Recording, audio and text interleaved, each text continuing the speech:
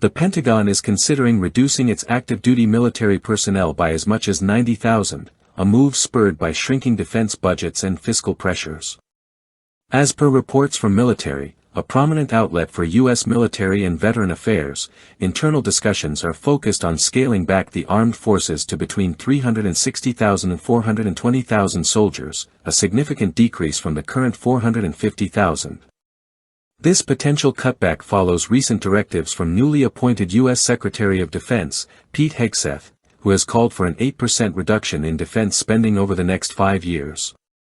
While climate change initiatives, which have also been under scrutiny, were considered for budget cuts, it appears unlikely that reducing these programs alone will meet the financial targets, making personnel reductions more probable.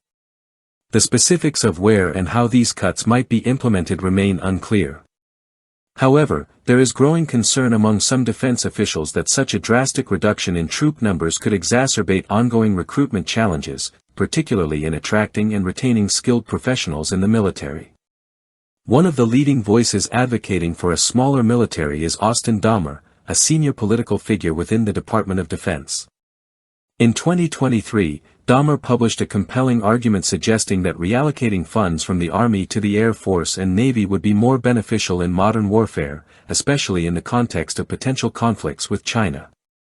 He pointed out that certain elements of the Army, such as the Paladin artillery vehicle, would be less useful in a future conflict that requires rapid troop movements and island-based combat.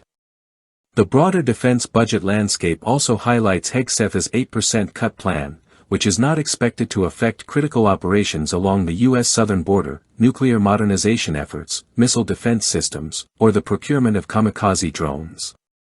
Additionally, funding for key regional commands like the Indo-Pacific, Northern, and Space Commands will continue, while the European, Central, and African commands are excluded from this allocation.